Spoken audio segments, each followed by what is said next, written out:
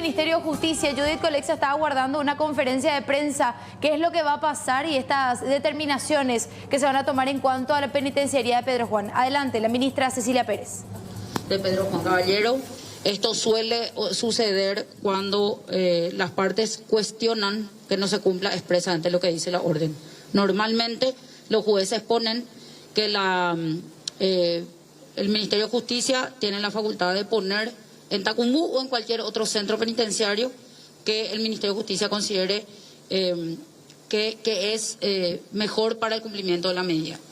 No es el esquema ideal. Nosotros estamos en emergencia penitenciaria, tenemos serios problemas de seguridad que están a la vista de todos, pero es la mejor forma que encontramos de que estas personas no se maten entre todos, si es que pertenecen o no a un grupo u otro, y son medidas que tenemos que tomar coordinadamente con los demás órganos de seguridad.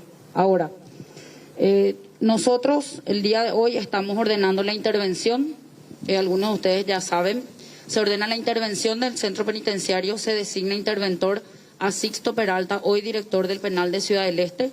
La intervención va a durar 30 días inicialmente, pero además de eso se clausura el penal de Pedro Juan. Cuando hablamos de que se clausura, cerramos para nuevos ingresos, cerramos para traslados. Vamos a informar de esto formalmente a todos los organismos del sistema de justicia.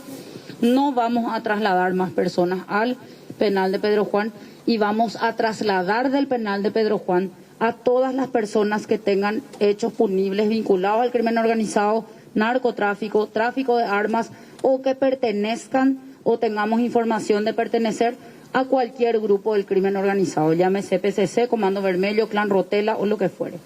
Vamos a dejar hoy, tenemos 865 personas privadas de libertad en Pedro Juan, vamos a dejar a la mitad para poder tener un mejor manejo hasta que podemos mudar. Esto es parte de un plan que iniciamos hoy de cerrar la penitenciaría de Pedro Juan Caballero y trasladarla a otra localidad donde sea menos vulnerable. Ustedes me van a preguntar por qué ahora. Bueno, nosotros tenemos un historial de episodios con Pedro Juan Caballero. Esta administración se inauguró con una fuga en el pabellón del PCC de 76 personas privadas de libertad perteneciendo a ese grupo. Teníamos como antecedente la intervención de un juez que había ordenado el arresto domiciliario de miembros del grupo Minotauro, que para nosotros, en el marco de nuestra investigación de la fuga, estaba directamente vinculado a la excavación del túnel y la fuga posterior. En este contexto nosotros tenemos 32 funcionarios acusados pendientes de juicio oral. Ahí tenemos una importante cantidad de funcionarios que no están trabajando en la penitenciaría. Nuevamente tuvimos otro episodio, un segundo túnel que se estaba acabando, que se descubrió por información de inteligencia penitenciaria externa al penal.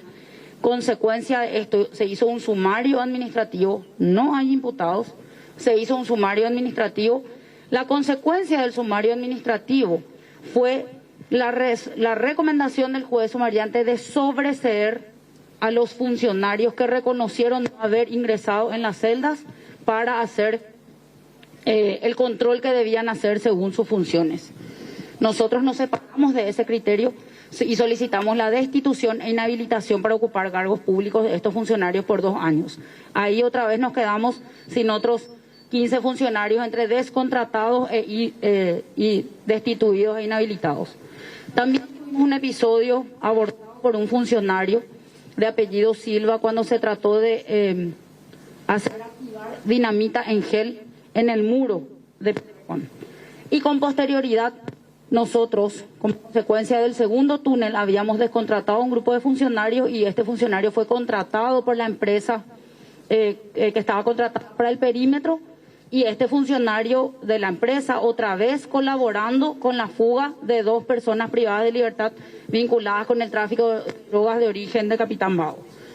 En su mochila tenía el interno iba a saltar por esa garita de ese muro. Y ahora esto. Nos vamos a quedar sin funcionarios a este paso. Tenemos poca gente que se anima a enfrentarse y que después termina muerta, como es el caso de Juan Carlos Valiente, casi muerta, José Paná, o su casa baleada, como el caso de Ricky. que estas son las medidas que toma el Ejecutivo desde estas circunstancias. No podemos cerrar totalmente el día de hoy porque tenemos el sistema saturado y de por sí el traslado de la mitad de los internos ya va a generar saturar otros centros penitenciarios, pero esto es parte de un plan de que en un periodo, esperemos no tan largo, podamos cerrar el penal de Pedro Juan y construir otro en otro lugar que cubra las necesidades judiciales de esa circunscripción judicial. Nadie más va a ingresar, solamente van a salir en libertad y vamos a trasladar a todos los que tienen alto perfil. Ministra, vamos a repartirle a todos los demás centros penitenciarios que estén habilitados. ¿Cuál va a ser el destino de Fausto Aguayo, ministra? Faustino, perdón. Ahora mismo estamos viendo con la Policía Nacional si se puede ir o no a la agrupación especializada, pero todavía no tengo respuesta a eso, así que no quiero aventurar. ministra, ¿cómo es posible que el Ministerio de Justicia no haya estado al tanto de la existencia de esta celda VIP? Estas celdas se convirtieron en celdas VIP, las celdas que eran para las privadas. En el sector donde estaban son celdas para las visitas íntimas, que quiero aclarar, están establecidas en el Código de Ejecución Penal como un derecho de los internos y nosotros por orden administrativa nomás no podemos anular las visitas íntimas. Pero no se Pero más allá de eso, ministra, eso era prácticamente un burdel. Así. Había mujeres, amaneció una mujer ahí.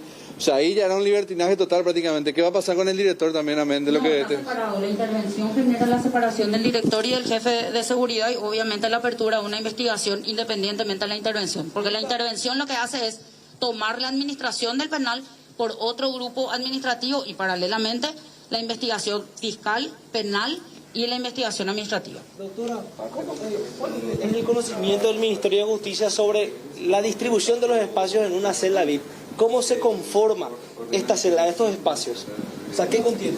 No, realmente las celdas VIP no están autorizadas. O sea, son resultado de un acto de corrupción porque generan una diferencia con los demás internos. Lo ideal sería que todos estén en buenas condiciones, pero esa no es la realidad. O sea, las habitaciones privadas. Las habitaciones privadas son para visitas íntimas, porque obviamente una persona que está en una celda con 4 o 5 internos más, o en algunos casos hay hasta 10, no le lleva a su pareja a la celda donde están sus compañeros. Entonces se van a esas celdas que están destinadas para ese fin, en el horario que le toque por el turno, donde recibe a su pareja. O sea que el Ministerio de Justicia no ejerce ningún tipo de control sobre la existencia de estas celdas y cómo se están manejando dentro del penal, No, ministra. nosotros tenemos un sistema de control que obviamente tuvo también sus fallas en el sentido de que tuvimos casos de que los controladores estaban complicados con los controlados. Por eso reestructuramos el sistema de inspectoría ahora, porque recibimos quejas, pero no denuncias formales, de que algunos directores eran extorsionados para no informar los hallazgos. Pero ahí, por ejemplo, o sea, solo el director va a ser desafectado porque estamos hablando de una mesa de pool, televisores, muebles, mujeres que ingresaron. O sea, prácticamente se convirtió en un shopping el penal. Hoy mismo va a asumir el interventor. Él va a hacer los otros cambios. Evidentemente le va a quitar a otra persona, pero hoy... Nadie vio nada, ministra. Nadie avisó que ahí se estaba convirtiendo en una especie de la celda de Pablo Escobar en su momento. No, a nosotros no. Entonces la ¿Cuándo fue mayor... la última vez que recorrió usted la penitenciaría, ministra? El recorrido total de la penitenciaría completo que hicimos fue hace poco cuando estuvimos ahí, pero no fue completo. El completo fue cuando fue la fuga. Pero digo, esa última vez que hizo la recorrida en forma completa, usted tampoco vio nada raro. Las celdas privadas no eran así. Esas son las... O sea que, ministra, entonces el mayor porcentaje de funcionarios dentro de las penitenciarías están corrompidos. Y eso creo que cae de Maduro. Les vuelvo a decir, me estoy por quedar sin funcionarios en Pedro Juan, de todas las medidas que venimos tomando. Por eso no ameritaría también hacer un control ya general del sistema penitenciario, porque... De hecho, que en este mismo momento conformamos una comisión de acá que va a ir a hacer un recorrido en los 18 centros penitenciarios. ¿Qué protección se le brinda al personal, a los celadores, en este caso de la penitenciaría, teniendo en cuenta que al parecer si no apoyan a los delincuentes, corren en riesgo la vida de ellos, la vida de los familiares? ¿Qué seguridad le proporciona la institución a su cargo para que no caigan en esto, ministra? No caigan en esto, o tu pregunta es que no caigan o que si denuncian no sean afectados. Claro, claro. Que no es lo mismo, ¿verdad? Porque el esquema que nosotros tenemos es un esquema muy difícil. El salario del personal penitenciario comparado a lo que puede pagar una persona que está vinculada al narcotráfico, por supuesto que no tiene comparación. Ministra, cuando hay una... seguridad, ¿cómo hacen para brindarle? Para que no se vean forzados a caer en esto, porque si se le ofrece y si le dice, si no apoyás, te matamos, ¿qué hace el funcionario? Nosotros tenemos que trabajar con los demás organismos de seguridad. Nosotros no tenemos facultad afuera de tener protección, tenemos que hacerlo con la policía necesariamente. Ministra, cuando hay una determinación llamativa como la del juez Mirko Balinotti y llega a ustedes esa información, ¿ustedes no tienen ningún tipo de injerencia? No, nosotros no podemos modificar una decisión judicial. Hemos tenido casos en los que nos vimos obligados para abortar, por ejemplo, como fue hace poco, una fuga de un interno que estaba preparándose para fugarse, según nuestra información, que estaba internado en un hospital.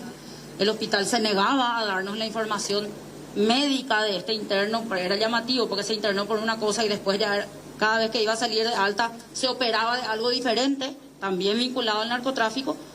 Nos vimos en la obligación de traerlo de vuelta al penal e informar al juzgado que no podía continuar en el hospital. Pero eso nos expone a denuncias de desacato que después tenemos que enfrentar. Doctora, ¿ustedes garantizan que reduciendo la población a la mitad no va a volver a convertirse eso en una especie de casino, el manejado por narcos, digo, la penitenciaría? Si no hay gente que tenga capacidad económica, no. El que está procesado por violencia familiar, hurto o robo simple, no va a tener capacidad para convertir eso en un casino. Salvo que se convierta en narco dentro de la penitenciaría, ¿verdad? Por eso es que busque rubro. a todos los narcos de la penitenciaría. Doctora, ¿qué es lo que hace vulnerable al lugar penitenciario o la penitenciaría en sí?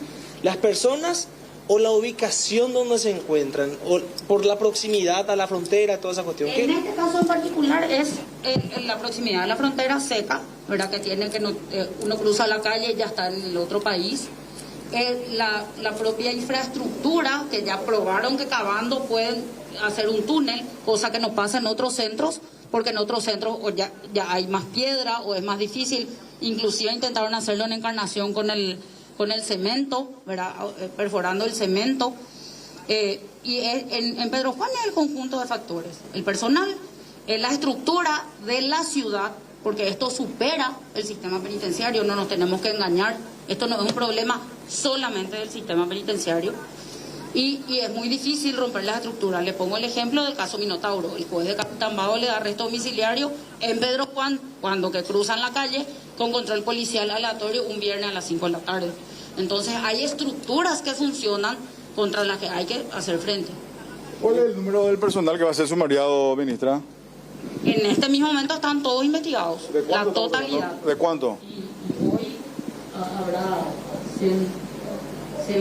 Ministro, ¿usted está segura de tener gente de su confianza aún por debajo suyo? Porque digo, nadie se enteró, todo el mundo ahí tranquilamente, yo por lo menos por omisión, ¿verdad? Alguien por debajo suyo, ¿verdad? Nosotros intentamos trabajar con lo que tenemos. Hay buena gente, así como hay mala gente. Acá nadie es dueño de su cargo. ¿Y 100 personal tiene la penitenciaría? Aproximadamente. ¿Y cómo queda ahora mismo el penal si todas estas personas están siendo sumariadas? Están investigadas. Pero cada uno está todavía en su puesto de trabajo. Una intervención. ¿Están preparados? El interventor va a tomar medidas, va a traer gente de otro lado para poder trabajar en la intervención. Eso es llevar más ese tipo de trabajo. Ministra, con respecto al hallazgo de esta celda VIP y lujosa en parte, por cierto, ¿están trazando algún tipo de estrategia para poder seguir controlando en los otros penales y que no se repita esta situación? Sí, aparte de la comisión que va a partir de acá para inspectoría, se va a hacer relevamiento. Ni si hoy desarticulan no van a tener tanto tiempo, ¿verdad? Se va a hacer relevamiento de todos los centros de la revisión en todos los lugares. Y además vamos a trabajar estamos luego trabajando en reconstituir la inspectoría que tiene que hacer este tipo de control. Pero se va a conformar un nuevo equipo, porque decías recién que tu equipo... Sí.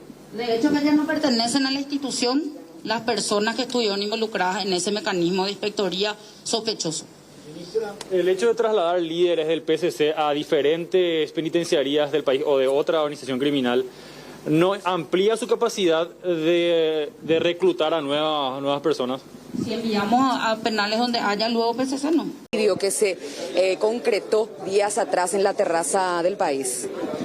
Y Judith, estamos muy atentos a esta conferencia en donde resalta evidentemente el sumario a estos guardiacárceles y también el cierre parcial que va a tener una de las cárceles más peligrosas que tiene nuestro país. Hablamos de la que está en Pedro Juan Caballero y una opinión muy personal, lo compartimos aquí con Violeta. Sí, sí. Cecilia Pérez ha tenido batallas bastante duras, incluso el hecho de los presos decapitados y demás, tanto en San Pedro como aquí en Tacumbú. Pero dentro de todo es una de las que se mantiene hace tiempo al frente del Ministerio de Justicia y con una muy buena gestión y un compromiso por sobre todas las cosas. El tema es que muchas veces la rosca es demasiado grande. Hoy en día los funcionarios tienen un precio y la corrupción interna es lo principal que uno tiene que combatir. Y lo que también ella resaltaba, ¿verdad? Ahora, La situación de... Judith, te escucho. No, nada más para acotar a lo que están mencionando ustedes. Ella misma en conferencia de prensa asumía que prácticamente el sistema penitenciario está corrompido por la cantidad de funcionarios corruptos, lastimosamente, que escondieron todo tipo de informaciones que puedan llegar hasta ellos para poder tomar, en este caso, una iniciativa temprana y que no se registre este tipo de situaciones. O sea que, aparte de tener que hacer frente con lo que tiene que ver con el crimen organizado y sus estrategias, también hay que sanear el sistema penitenciario desde adentro. Sí. Y es muy importante eso que mencionas, Judith. Muchísimas gracias. Hasta luego. Hasta luego. Y a propósito, sin salir mucho del tema, el ministro del Interior anuncia traslados masivos en la policía de Amambay. Los de allá irán a otros lugares y serán reemplazados, es la información que ahora se maneja, y además anuncian presencia masiva en la zona. Amambay, que ya no solamente hablamos de Pedro Juan Caballero, sino hablamos de Capitán Vado, hablamos de otras localidades que por ahí incluso están un poco lejos de lo que es el centro, pero hoy por hoy también con importante presencia de grupos criminales, grupos armados y violencia, ¿verdad? Que tal vez no tiene que ver con el crimen organizado, pero de igual manera está presente. Y eso que ha extendido tentáculos hasta nuestra ciudad capital. Terrible realmente los hechos de sicariato que se han dado también aquí en Gran Asunción. Vamos a los títulos, ¿le parece? Ya venimos.